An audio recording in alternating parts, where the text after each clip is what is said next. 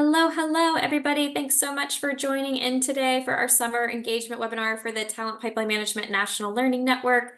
We've got a full agenda as always, so want to make sure that we kind of launch right in because we want to dedicate the majority of our time to our guest speakers and to our small group discussion. So thanks so much for taking the time today to connect about strategies for student success. We're really excited to dive into this conversation with two really incredible organizations and leaders from those organizations so that we can think about how the great work that they're doing can create a maximized impact in your communities and really help support more students achieving their dreams and connecting to talent pipelines in really meaningful ways. So if you'll go to the next slide, just a couple of quick housekeeping reminders. We always record these sessions. We are going to go into some small group breakouts and we'll be recording those sessions as well. Please feel free to ask questions. There will be a time after the presentations where you'll have an opportunity to ask questions as well as to interact with our speakers as part of the small group discussion.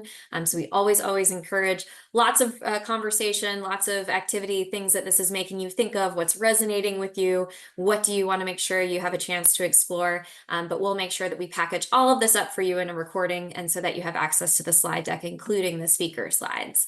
So a quick overview of the agenda for the day. We'll do just a couple of very brief announcements. There's some QR codes for you guys, so get your phones ready. But we'll really spend the majority of our time on presentations from 1 Million Degrees and Re-Up, two organizations that I've become familiar with in the past year that I thought to myself, these are folks that our talent pipeline management colleagues just have to know about because I think there's a lot of opportunity here. So after their presentations, we'll do some small group discussions to talk about where there are opportunities to support student success strategies and ways that there might be a pathway to collaboration and what we can do to really try to take action to support more learners achieving their dreams. And then we'll come back and this is your cue. We'll look to you guys, our network, to share with us what's going on in your communities, any big milestones, any questions that you have for the network, as always, before we close out. If you'll go to the next slide, I'll launch right into all of our various announcements. And we always like to promote what's coming up for the National Learning Network, and there's quite a lot. So we just kicked off a live learning cohort, our blended learning cohort 2 weeks ago, and we just launched another one in North Carolina. Well, we've got another one coming up in November. So if you have any colleagues that you know want to have that blended learning experience, our next one will start on November 5th. So the QR code will take you to the enrollment link if you're willing to share that with your colleagues. We are so excited to be planning an awesome jam-packed agenda for you guys on September 24th and 25th for our TPM National Learning Network Summit. And do not forget that if you fill out that National Learning Network annual survey, of which there's a link to, you can get that $300 travel stipend. And there's also information coming out about the room block that we've held for hotels, because we've heard that hotels are pretty expensive for that time. So please fill out your survey, register for the summit. Both of those registration links are available in the QR code. And then we've also got the one available for the November 6th, which is our fall quarterly engagement. It's going to be focused on industry networking conversations. So we're looking forward to that. We also wanted to share with you all that we've been working on edits based on our pilot for the job quality learning content. That was very popular with the 25 pilot participants. They provided us with some really helpful feedback. We've gone in, we've made those edits, and we'll relaunch that course to be available this fall. So we're excited for that. We have extended the deadline for the TPM National Learning Network Summit, survey, but this is truly the last deadline of August 30th. So please, if you have not yet filled out that survey, we really would love for your story to be captured, even if you have not formally kicked off an employer collaborative. We're just trying to really gauge and better understand where is the network, where can we go with the network, and make sure that we're supporting you all to the best of our ability.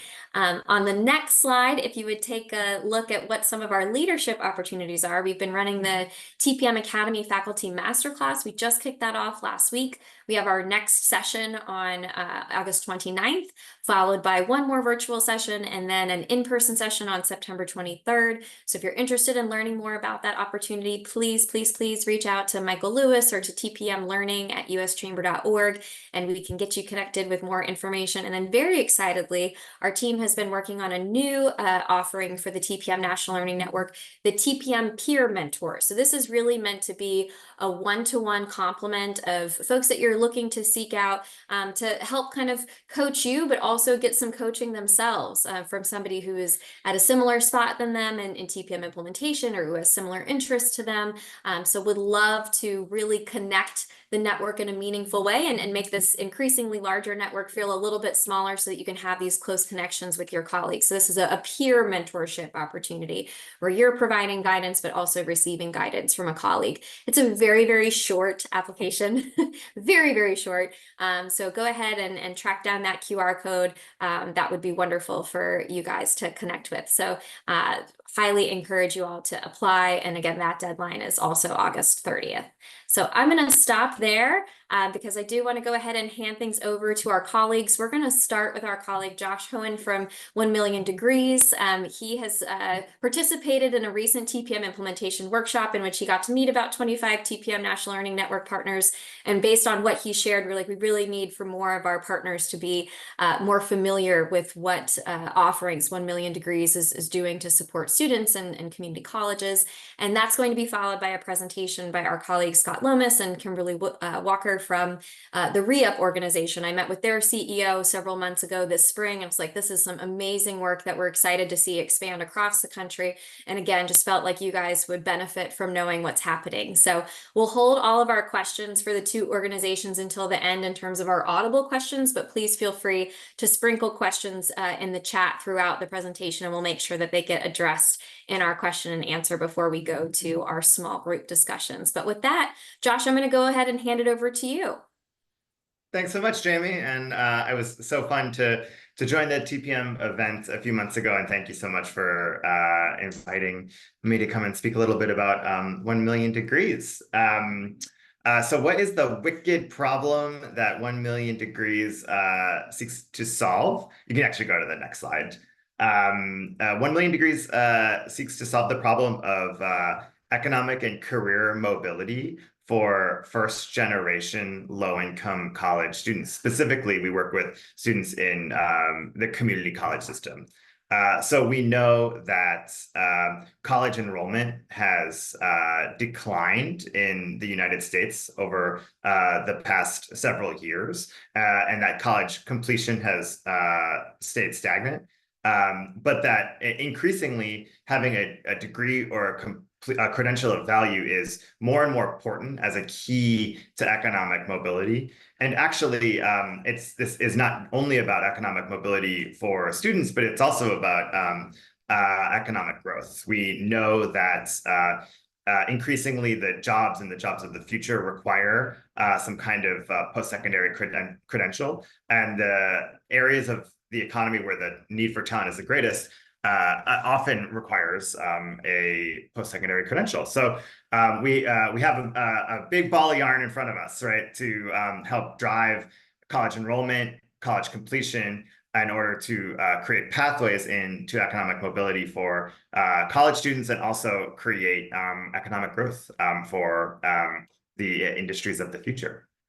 On the next slide, you'll see OMD's mission statement, which is to accelerate community college students' progress on career pathways to economic mobility. That's what we do. How do we do that? You can see on the next slide. 1 Million Degrees deploys a holistic, comprehensive support model. We take 4 programmatic pillars. We provide financial support, academic support, personal development, and professional development. And we braid it together for community college students to help them enroll in college, help them persist term to term in college, and then help them complete their degree and take whatever the next step is, whether that is a transfer to a bachelor's degree granting institution or moving directly into the workforce. The primary way that community college students access 1 Million Degrees is through our partnership with the City Colleges of Chicago. We are a Chicago-based organization. We identify students that are intending to go into the community college system when they're in high school, and we support them along their journey into college and through college as well. We also work with employer partners, particularly employer partners who are looking to diversify their talent pipeline and grow their talent pipeline through internships and apprenticeships with community college partners, where we work with employer partners to help them scope paid work-based learning programs, source talent, and then we take a version of this holistic support model and deploy it to apprentices to help them make sure they complete their apprenticeship program, succeed academically and professionally, and ultimately converts to that apprenticeship program. So that's what we do. On the next slide, you'll see a little bit about our evidence base. How do we know that it works? 1 Million Degrees had the opportunity to engage in a randomized controlled trial study of our efficacy in partnership with the University of Chicago. What they found is that students enrolled in 1 Million Degrees relative to a control group were 70% more likely to enroll in college. They were 94% more likely to persist term to term, and they're ultimately 73% more likely to earn a degree. This is actually an ongoing study, and in 2026, we will learn what the effect of the OMD intervention was on rates of transfer as well to four-year schools, as well as the labor market outcomes for the population of students served. So really excited to see those results. What we do know based on the findings we have now is that when an institution of higher education partners with 1 Million Degrees, the return they receive from that partnership in the form of increased tuition dollars associated with higher enrollment, higher rates of persistence, and higher amounts of credits attempted and attained, higher completion rates, all of that turns into about $3,000 per student per year in upside for the college, which is actually more than the per student per year cost to deliver the program. So it actually drives fiscal sustainability for partner colleges. And on that strength, we've expanded our partnership with the City Colleges of Chicago.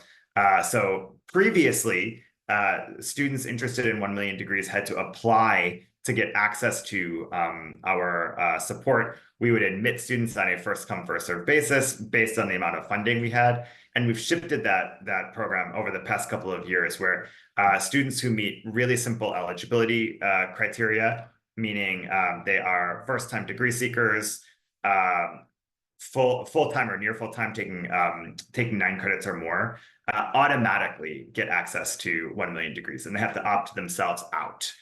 So we've managed to grow the program from serving about 700 students in 2022 to serving nearly 4,000 students by 2026. The last thing I'll share about 1 Million Degrees before I turn it over to my friends at RIA is on the next slide. Professional development and building career readiness is a foundational component to 1 Million Degrees programming. And this is an important differentiator for 1 Million Degrees from other comprehensive student support initiatives. We do that in close partnership with employer partners. Specifically, we deploy professional skills development to our scholars. So we have a scholar development curriculum that scholars engage in over 6 sessions over the course of the year, where we focus on things like career exposure, career navigation, developing a resume, developing a cover letter, interviewing effectively, developing soft skills. And we actually pull in employers to help us not only design that curriculum to make sure it's relevant to the labor market, but also help us facilitate that curriculum coming straight from industry experts. Additionally, we utilize professional mentorship, exposure, and navigation to build career readiness for the scholars we serve. Every OMD scholar is matched with a volunteer professional mentor that we recruit from industry. That volunteer professional mentor joins every skills development session we complete with scholars and coaches them through that session to talk about applications of the skills that's being discussed within their specific industry. And we also invite employer partners to take scholars to visit their office and just like learn about what life in that industry is all about. And finally, we partner with employers on work-based learning efforts. I mentioned we work closely with employers with apprenticeship programs or who are interested in starting apprenticeship programs to drive talent into those apprenticeship programs and then provide comprehensive support to ensure apprentices complete and convert. And we also help employers looking to start internship programs to scope out those internships, source talent, and develop the talent. And we think of ourselves as kind of a bridge between growing diverse talent pipelines and helping employers access those diverse talent pipelines. We're sort of an intermediary between talent supply and talent demand in our work with our employer partners. I think if you move to the next slide, I have a quote maybe from a scholar. Yeah, this is from a scholar who came through our program and then entered an apprenticeship program with Accenture, who is one of our employer partners. The reason I pulled this quote specifically is this scholar not only entered an apprenticeship program with a partner, but has now returned to our program this year to coach scholars. So someone who obtained a degree, got a really good job, and is now paying it back to the network, which we think is really exciting and kind of gets a flywheel going of student support. So I'll pause there and hand it over to my friends at ReUp. Awesome. Thank you, Josh. All right. So as Josh mentioned, I'm one of his friends at ReUp, Kimberly Walker. I'm joined by my colleague, friend, and mentor, our Chief Strategy Officer, Mr. Scott Lomas. And we are going to talk to you a little bit about how we propose utilizing the existing post-secondary infrastructure to address the persistent issues around skills gaps and workforce development. So in order to talk to you about this, we have to have a shared understanding of a really core premise on the next slide that we like to refer to as the social contract, right? And that core premise means if a student is able to achieve a college education or a post-secondary education, then that student will go on to get a well-paying job that will provide a livable wage, right? That is the social construct. That is the basis of this conversation. And these are the assumptions of this conversation. However, on the next slide, you'll see that we are facing a once-in-a-generation crisis that is affecting each of those buckets that we just talked about, right? The first one being that college education piece. The enrollment crisis is here. The enrollment cliff has arrived. Any of your colleagues that are working in institutions of higher education or systems will tell you that. Not only has the enrollment crisis arrived, but it's also feeding the existing workforce crisis, the skills gap and workforce development crisis that we're seeing in the nation as well. On top of that, then that leads to a persistent wage gap, meaning those who are lucky enough to get access, right, to these post-secondary credentialing institutions and enter the workforce on this higher trajectory are then experiencing higher wages and can demand more wages as these skills gaps continue. In the next couple of slides, I'm going to break this down a little bit and talk about each of those buckets, what they mean, and what ReUp is doing to help reinforce, reinvent, reimagine the social contract around education, workforce, and wages. On the next slide, you'll see the enrollment crisis has arrived. We aren't producing any more 18-year-olds. At least I'm not producing any more 18-year-olds. Just kidding. This demographic is continuing to dwindle, quite frankly. And when we see this, we understand two things primarily. The first is that this will continue.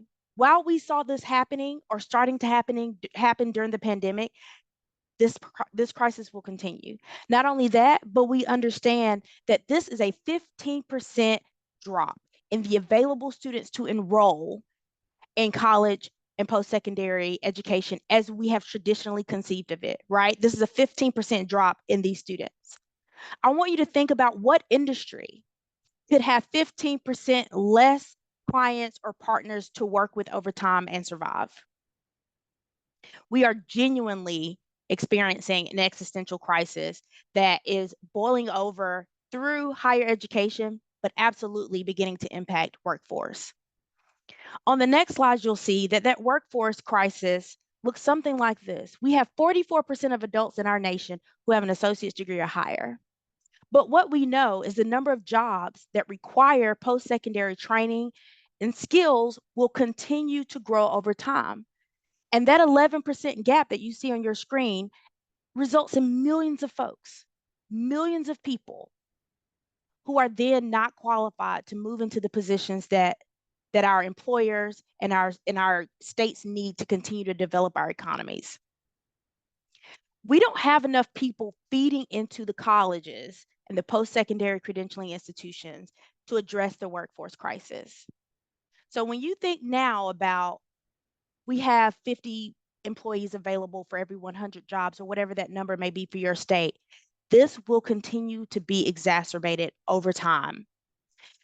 States individually are trying to address this with what we call 60 by 30 goals. And if you aren't familiar with 60 by 30, I would love to follow up and talk to you a little bit more about what that is, but we just don't have the time to dive deeply into that today. But essentially, states are attempting to address this very crisis by driving strategy around multi-agency collaborations to ensure that more people are able to make that transition from high school to post-secondary education. But remember, I said we're running out of 18-year-olds. And I'll have you know that the vast majority of states, about 45 out of 50, are currently falling short of that 60 by 30 goal of having 60% of their population credentialed in some way or another by 2030. I don't know if you guys have checked the date lately, but we have 6 years. We have 6 years. Now, this workforce crisis then goes on to feed our wage gap crisis that you'll see on the next slide, where if you have a high school diploma, you're earning about $36,000 a year. But if you get a bachelor's degree, that goes up to $60,000. That then creates a persistent wage gap that, if we're honest, and I think we all know this, becomes a generational issue. States collect less taxes. Schools get less tax money. Employers who are interested in moving into a particular area to develop that region are a little less incentivized to do so. Not just because you don't have the credentialed and skilled workers, but you don't have the communities and the economic development that comes along with the skilled and credentialed workers. And so what we find on this next slide is that our social contract has been completely disrupted by what may appear to be three separate issues, but are actually intermingled in ways that are negatively impacting one another in a reciprocal process. Not only that, but on the next side, you'll see that we think there is an absolute opportunity to contribute at least one solution to this multifaceted, very complicated problem. And that solution is the some college, no credential population. These are individuals in your states, in your schools, in your communities that have started, but have not matriculated through their programs or received a credential. When that happens, these individuals now are carrying debt a lot of times, which then exacerbates the wage gap issue. This is a very large number of people in our nation, 42 million and growing. And based on the National Student Clearinghouse, we're only reaching a sliver of those individuals with our current practices in higher education. Somewhere in the neighborhood of 2 to 3% of some college no credential students re-enroll on their own. We have a moral and economic imperative to do more. And I want to say that and give that a moment because I really do feel like that is the crux of this conversation, is that we know we can do more and we have to. What does doing more look like? On the next slide, I want to talk about what you are experiencing at the individual states. On average, a state has 700,000 some college no credential individuals. Again, think back to that number, 1 in 6. Walk out into your neighborhood, look down your street, and think 1 in 6 people in your neighborhood have started a degree program or credential acquisition program and were not able to complete. This is leaving states on average to have about 75 available workers for every 100 jobs that are posted. And let me tell you, that's on average. I've seen states that have 50, 48 people available for every 100 jobs that are opening. Again, that will only continue to be exacerbated as we have this crisis. But it is not an existential crisis that cannot be overcome with the right set of solutions. And one of those solutions that we've seen in practice at REUP is the ability to help connect the existing some college no credential citizens in your area with the skills and opportunities that exist in associated economic regions so that folks can begin to see life differently. As a matter of fact, REUP has seen that success across the nation. In the next slide, you'll see where we have statewide partnerships, where we have institutional partnerships, and the folks who haven't figured out that this is one part of the solution just quite yet. 125 partners across 28 states means that someone sees the value and the benefit in tapping into these individuals. We've already said that the traditional 18-year-old population will only continue to decline from here. I want to give you all an opportunity to conceive of a case study where we've seen a state step up to the plate, go all in on this population, and have seen amazing results. In New Jersey, we've had over 5,200 students on the next slide re-enroll in 1 year from April 23 to April 24. 22 institutions participating in this process. And this number isn't on this slide, but it matters, and I'm going to say it anyway. We've seen nearly 250 students graduate already. Remember, I said this just started in April of 23. That tells us that this some college no credential population is an opportunity to utilize the credentials of the public institutions, to utilize the interest of the employer community, and connect these citizens to the resources that already exist to fulfill the skills gap that is not only persisting but growing worse over time, and helping to close that wage gap slowly and surely. So what does this have to do with you? On the next slide, I want to talk to you about what is it we think can be done, particularly within the business community, to help us close this gap. We need you all to put the pressure on the folks who stand to benefit the most from restoring our social contract around education, jobs, and living wages. The more you talk to the leadership in your areas about, you know what, we know there's not as many 18-year-olds coming into college, but we know that your community could still benefit from the investment. And we have an idea about how you can have enough skilled workers to move into this next phase. So on the next slide, I want to challenge you all to restore this social contract. Be a part of the solution. I'm not saying it's the solution, but I'm saying there are 42 million people that are willing and waiting. Thank you. Thanks so much, Kimberly. We're excited to dive into conversation with you all. So just to kind of tee up how we're going to go about doing this, if you want to go to the next slide, Lexi, we'll take questions in just a second, but want to make sure that folks know that we'll have a chance to dive into some of these questions and these wicked problems that these two organizations are trying to solve for. So we'll get into those conversations, but before we do, does anybody have any questions for either Josh or Kimberly about their the way that their organizations function, their existing partnerships? Any questions at all? Feel free to use the chat or you can raise your hand.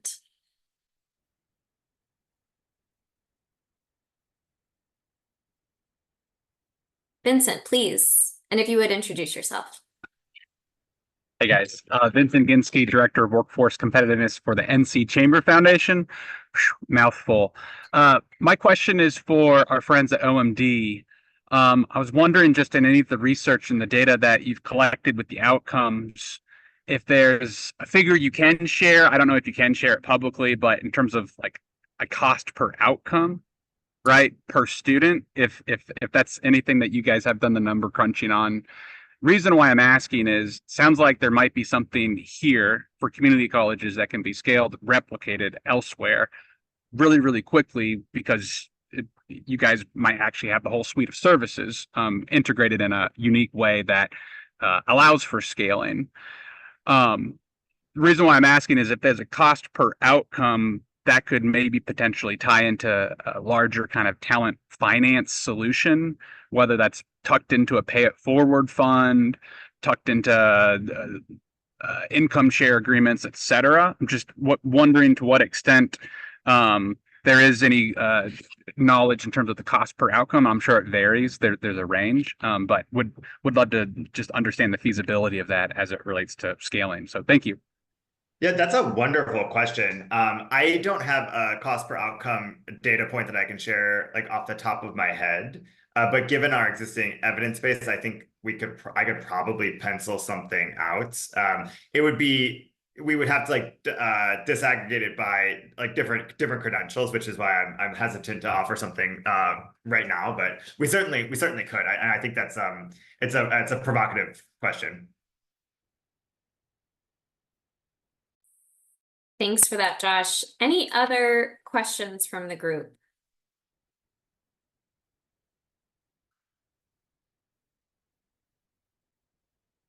I'm waiting my customary 8 seconds. I have one that applies to both of you, just in terms of Josh, you mentioned the partnership with City Colleges of Chicago. Kimberly, you referenced 125 partnerships across the US. Like, how do you all decide where you're going to partner, who you're going to partner with? What is that kind of identification process? Maybe we'll start with Kimberly and then go to Josh, and then we can go to the breakout.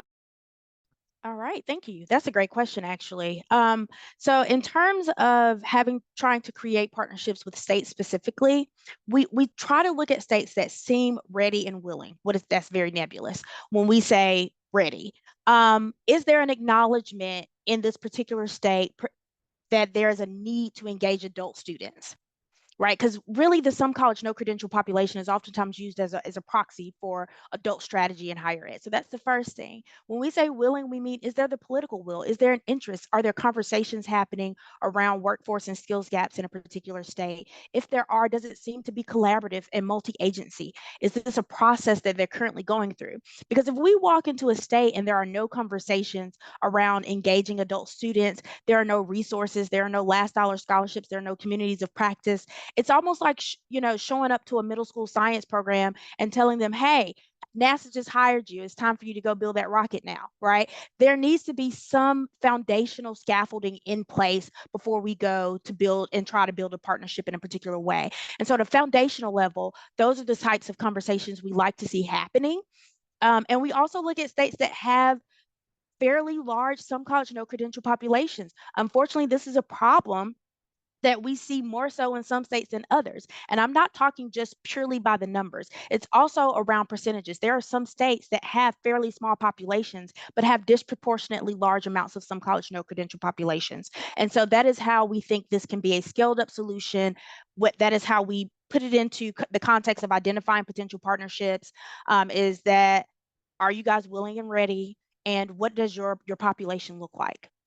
I'm so glad you hit on that, because that was one of the reasons that I wanted you all to present to this network, because TPM is very much the ready and the willing communities, right, that have engaged employers that are seeking a diversified, expanded pipeline. So we love that. How about for you, Josh? Yeah, ours at like a framework level is really similar. So we look for aligned goals in terms of the student population we seek to serve. We've really focused on low-income first-generation students of color. So like looking for systems to partner with equity focus, but also the right conditions mean there's an emergent or pressing talent demand where we can focus the throughput of the program into specific industries and leverage those industry partnerships to drive the professional development components of the program I was speaking about. committed leadership and executive sponsorship we know is extremely important to make partnerships like this work. There are some like baseline data and technology systems that are necessary to make integration with a program like 1 Million Degrees work. And then I think the last thing is pathways to scale. We're not at OMD, at least not in this strategic plan, interested in setting up boutique programs with systems. This is why we developed this partnership for real scale at city colleges to help drive the 3-year completion rate in the aggregate. So any partner we work with, we're looking for pathways to growing and scaling a pilot to a meaningful portion of whether it's the student body as a whole or the degree seeking students as a whole, or like a key segment of those students. Pathways to scale are really important for us. No, absolutely. And that's in a similar vein, you know, we think about these things to scale and how can we really maximize impact. So it's great to be in good company with partners that are really trying to do this work for the right reasons and in ways that are going to be really effective for students and workers. So that's fantastic. So as Lexi pulls up the slide deck, and we'll go into our small group breakouts. Lexi, if you want to go to the next slide, we'll spend about the next 15 minutes if everybody would take out your phones and pop open your camera so that you can go to the discussion guide, the facilitation guide for these small group discussions. We're going to split up into 2 rooms. Our subject matter experts will be the facilitators for these conversations. You will have a U.S. Chamber Foundation staff member in your room to try to capture as much of the conversation that we can. But if you score, once you know what room you're in, and you go to that facilitation guide, identify your facilitation leaders. Kimberly and Scott will be in room 1, Josh will be in room 2. The first page for your group has the discussion questions, but if all of our participants will add it to the table that's on the next page, after the discussion guide questions, it has them replicated again in the top row. And that way you guys can be adding in your content in the case that you don't want to speak up, or if you want to just try to kind of track some notes, because this is one of the greatest ways for us to share with you all the learnings of your colleagues. And we'll share this information out with everybody after the fact. So really want this to be an engaging, participatory conversation. As we said, we'll get right into it. I'll ask Kimberly and Josh just launch right into the discussion questions as you guys get into the room. We'll spend 15 minutes in those rooms. And then again, heads up to our National Learning Network members, the last couple minutes, we'll see if there's anything to share out with the National Learning Network. But looking forward to hearing about your conversations and separate discussions, and hope that you guys have a great 15 minutes. So you are off and running. See you soon. Didn't want to just cut you off. Thank you, Michael. I appreciate it. So first questions are in that top portion where it says challenges in expanding talent pipelines. If I could just have maybe 1 or 2 of you share, what are some of the biggest challenges you see as you usher learners through the college and into the workforce process?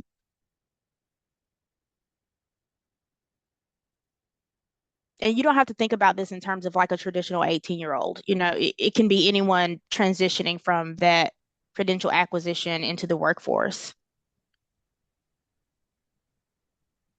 I think choose. Oh, sorry, Caleb. No, please go ahead, Lori. I think 2 of the biggest things we run into in various programs and populations that we're looking at are kind of those wraparound services, one of which being childcare.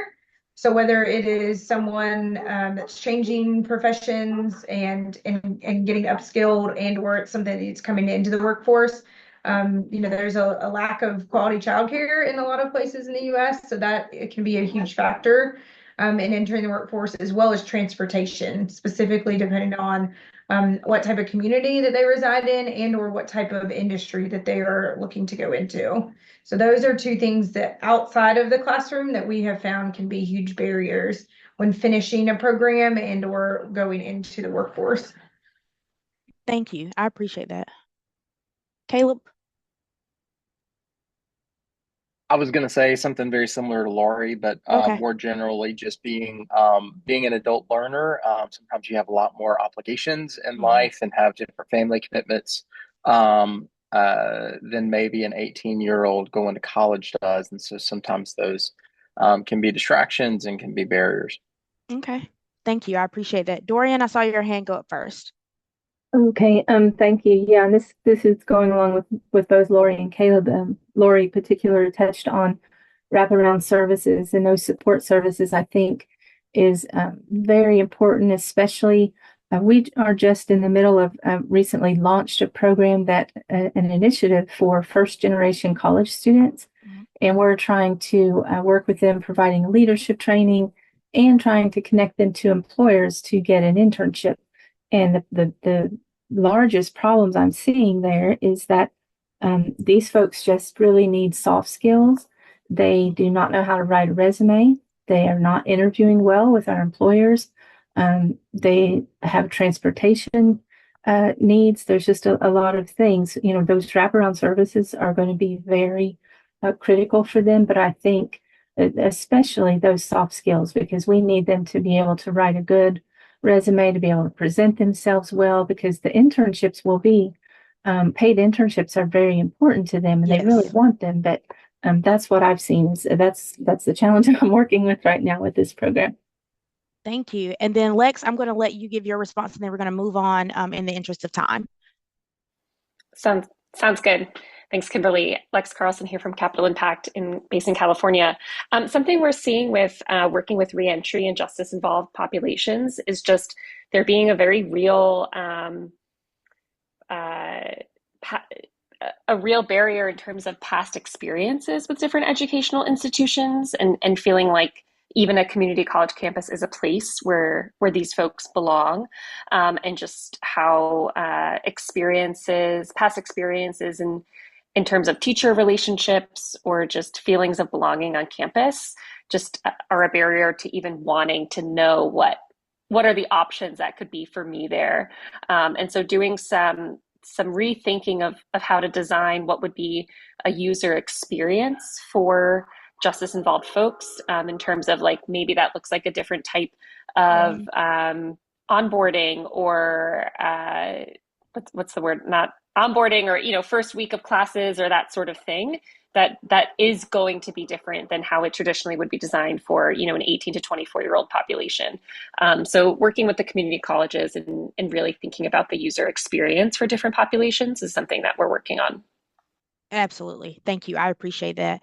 This next question, it feels a little daunting for me, given the challenges you guys just threw out. So I'm looking forward to your responses. So what successful solutions have you seen, and you would encourage these solutions to be replicated to enhance student outcomes?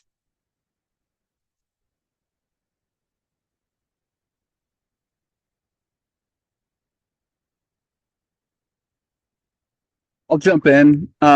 This is something we're exploring in North Carolina. And exploring is kind of a strong word because there's a lot of froth and buzzwords with it, but a pay it forward fund, where essentially you front load people's educations, you cover tuition, living expenses, etc., all on the front end, and then on the back end, should they secure a job at a certain income threshold, they then are required to pay it back. Right? Okay.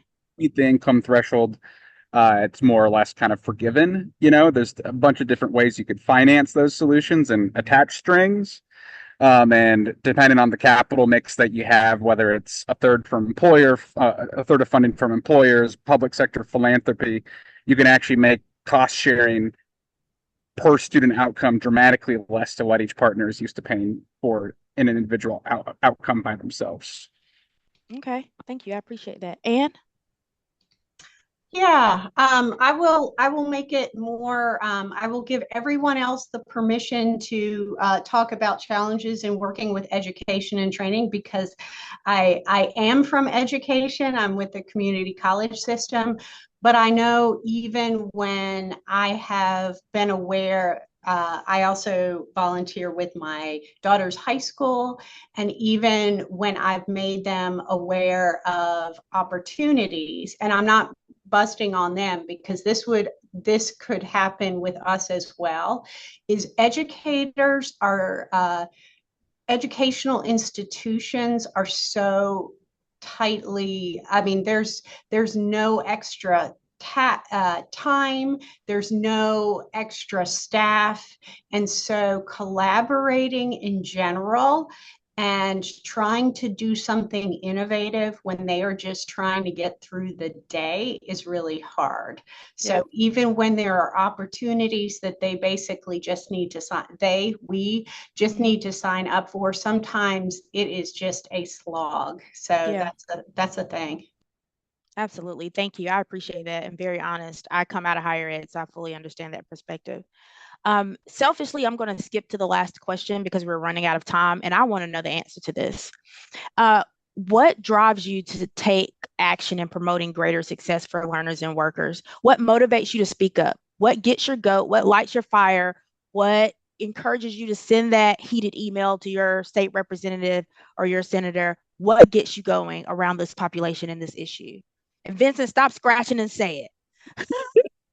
I've sent heated emails before, but in a past life, I don't do that too much anymore. Uh, for me, big thing is just the world's a fundamentally broken place. You know, it's never going to be perfect, but in terms of how broken it is, we know it's opportunity rich for solutions, particularly in the workforce space.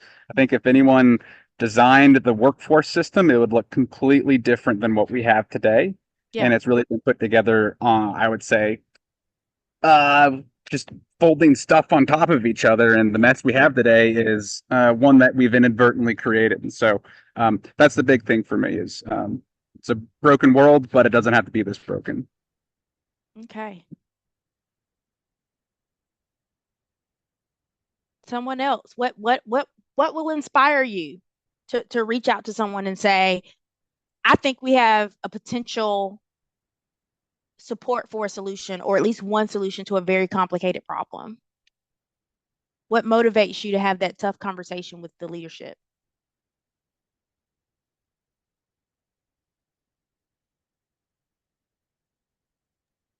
I would say that the statistics, like what you shared with us today, that was very, very eye-opening. That's very impressive. And sometimes numbers talk. So I would definitely like to get data, facts like that, numbers out in front of them and say, hey, this is where we are. This is the situation. We need help. We need support to find solutions to get these folks trained and into jobs. I like that. Thank you, Dorian. I like to call myself a recovered institutional researcher, but you're going to make me backslide. Love it. I'm really just here to learn. So I didn't know really what to expect when I popped in today, but this has been so good. But I've worked 25 years in adult ed with adult ed students, basic skills students, English as a second language students. And I think what lights my fire is when I see those groups being ignored. Yeah. And so they're oftentimes ignored. And so I want to, advocate for them. And Vincent was talking earlier about that income gap, of while students are in training where they take a hit, on their income. And I see that often when we talk about sustainable living wages and we're working with single parents with, 3 or 4 kids. And, it's really never enough. It's unrealistic what we're asking, and there's no like gap funding. Yeah. While they're learning. So I think that lights my fire, and I'm just really hoping that I can figure out a way to really dive into some adult ed data, because I don't think that there's a lot out there. There isn't. There's not a lot out there, and if it is, it's not accessible and it's not digestible. Like we have a team of people who can turn that raw data into something that means something to you, but a lot of places just don't have the resources and the skills, ironically, to turn that information into something that is digestible for the general public. So thank you for sharing that. I appreciate it. All right. Oh, go ahead, Scott. Sorry. Thank you. Thanks everybody for a lively session so far. I know we've just got a minute left. We've heard a lot about wraparound services and the challenges that a lot of these students face. If we just turn the question for a second and ask, what are things that colleges or employers could do to ease some of this? Or what are some challenges if you think about the role of the college as an employer? Does anything additional come to mind for folks?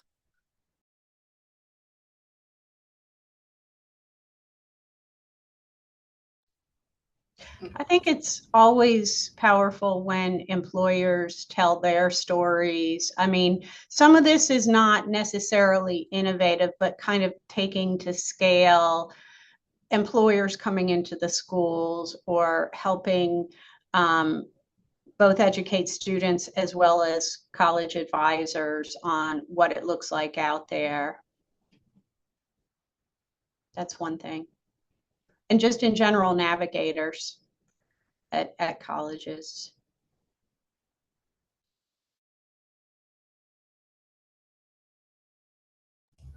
I think for people like that do the work in programs that I serve is just remembering to ask them to be at the table, because I think that we want to see the growth and we want to help these students go through the process and move into post-secondary programs and achieve their dreams and that kind of thing. But oftentimes it's almost like there's an internal unawareness, an internal, you know, disconnect, if you will. So just remember to bring all the groups at the table. If you want to be equitable, bring the groups that need the most to the table. You know, stop leaving them out. And that's all I'm gonna say. I get passionate about it because I see it. I see that group left out so much, and there's just so much. It's like a backhanded compliment when they see a student that actually did complete college and like, oh, they started in basic skills. Oh, they're smart. You know, just, you know, stuff like that makes me want to smack people. So I want to see that change. Thank you both. Thank you. Kimberly? Yeah, absolutely. Thank you for that question, Scott. So, Michael, I think we are at time. Is that correct? Yeah, I mean, I think we do have a little bit more time if there's maybe one other question. Oh, 60 seconds. Yeah, okay. I was about to say, I think that's it. Well, thank you guys so much. You have my email. Please use it. Find me on LinkedIn. I would love to continue the conversation. Year of experience. And so a lot of the programs I think are focusing more on the technical or the fundamental skills, but not necessarily building in the experience requirement that they can show, no, I can really do the job beyond just having the knowledge. Yeah, Bobby, that resonates from my experiences. We've always focused on apprenticeship partnerships as a pathway into good jobs, and we've started working with employers on summer internships, which is kind of unusual in a community college context, but we're finding the exact same thing, that there's hard skills, soft skills, but also experience, and anything you can do to embed work experience into the academic journey. It seems to be like it seems to be beneficial for a lot of reasons. Like it creates a sense of purpose for the student, but it also gives the experience that helps with that, like actually accessing a good job. That just really resonated for me.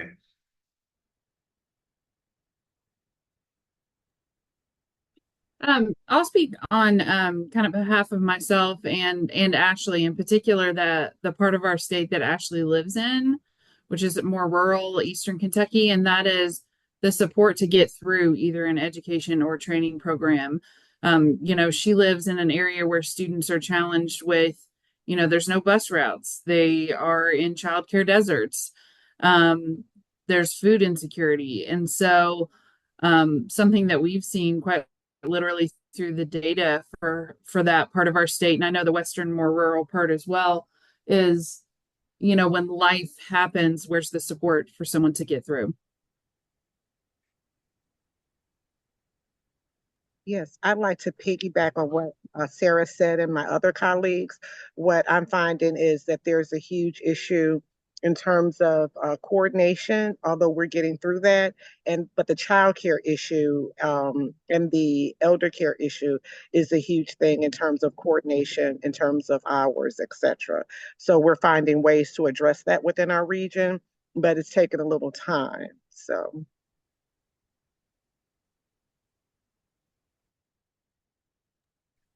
And I'll just piggyback off of both Sarah and Tanya that I live right outside of a city, but it's very rural. It's surrounded by rural counties.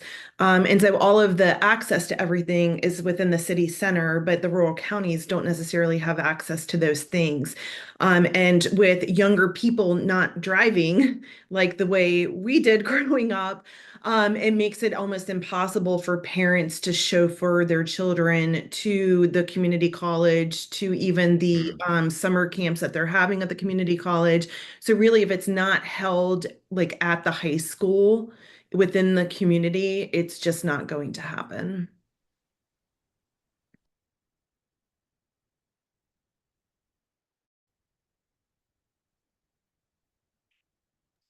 You know, I'd like to piggyback off of that because it flashed something else. The Where I live, even though it's rural, has very, very, very smart people and actually has the highest mean income in the area, which you would think the city would have all the money, but it's actually like the county that I live in. But that means all the expertise is not accessible to the students and the populations that could benefit from that expertise, right? So all the employers, all your subject matter experts, people who can come into the schools or into the programs, they're somewhere else, even though they live in that community. And people want to give their time, they don't have the ability to give their time for programs like what we're working on. So when you were As talking, oh, go ahead. No, go ahead, Craig. I was going to say some of the things I was thinking about related to this question, but it also kind of ties into the next question on obstacles that we face with expanding education and training is work-based learning. Somebody mentioned about work-based learning, getting those experiences, and something that we've struggled with in Illinois, and that's where we're trying to utilize TPM and industry sector partnership is to drive business engagement. Because what I talk about and advocate is, as businesses, we could do whatever we want in the workforce system to prepare people, but if we don't have jobs and partnerships with the businesses to place people, you guys have worked for nothing, right? And that's not good use of our time, our resources, our tax dollars, what have you. So really, a large barrier is that business engagement and either understanding the workforce system and the training systems, or just them saying, "Well, I'm too busy," right? Well, if you're too busy, that's why you need to focus on this even more, right? To help out. So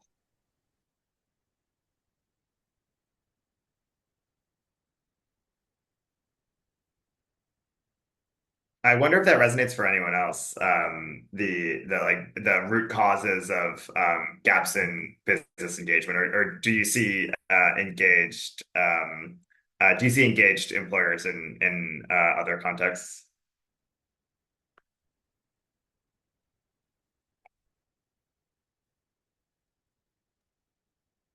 I mean, I think, like I said, I've been doing TPM in the state of Kentucky in different areas of the state for about 6 years now in different capacities. So I've definitely seen a variety of levels of engagement, is what I would say, from employers, all the way from, um, you know, we want to be here, we want to be at the table, to they just fade into the darkness. Right. That level, all the way to like, let us help you compare the curriculum you're teaching with the competencies of a position we have and we need more of, and make sure those are aligning. So like, I've seen it all the way to that point of changing curriculum. So it really just is almost situational, I think.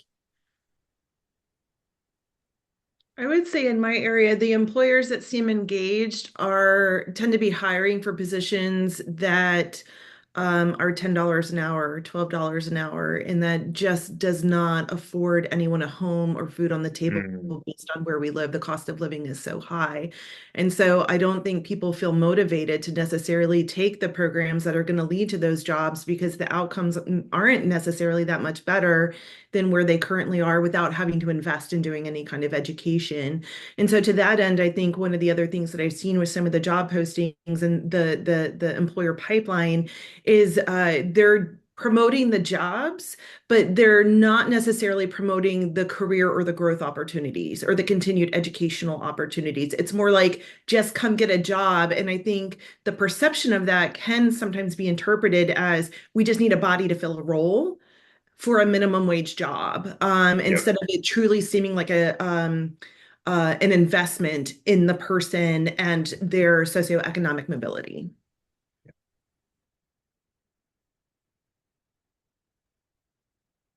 One of the other challenges that we see in Illinois is as we try to partner with some of these programs and out whether it be grant funding or WIOA funding, the state of Illinois often makes it harder to do things.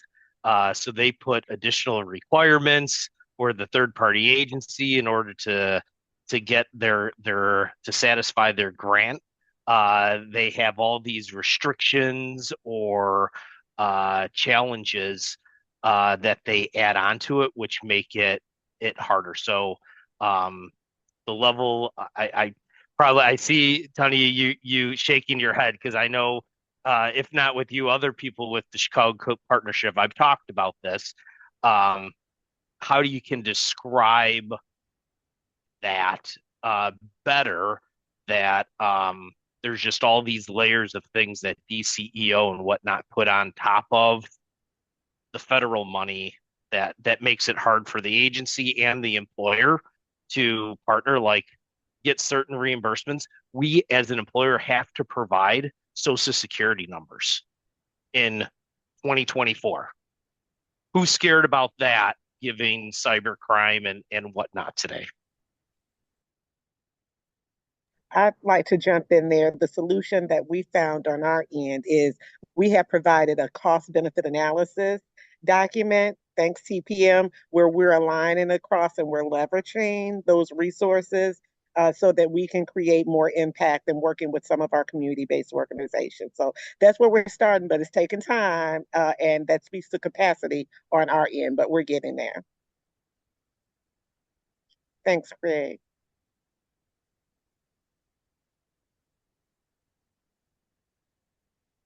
Thanks, you all.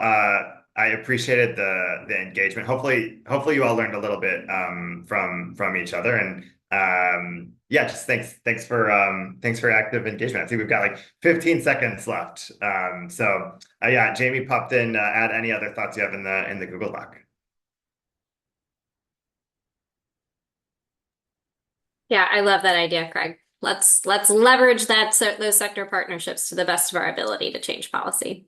I know that time always goes by quickly, and it's one of the reasons that we started to introduce the Google documents in the hopes that it can spur additional conversation or additional idea sharing. And as I said, we'll make sure that we're sharing those links as well as the respective recordings from the 2 breakout sessions and the main session as well, in the case that it can be helpful to you or to any of your colleagues if you want to share it out. The rest of the time is really reserved for a share out in the case that any of our partners have anything that they would like to share with the network. So does anybody have any announcements or questions that you're currently wrestling with?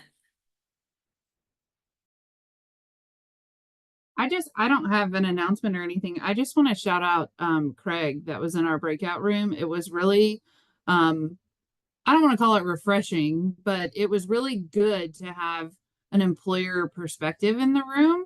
We don't always have that on this call, just given the nature of the TPM practitioner roles.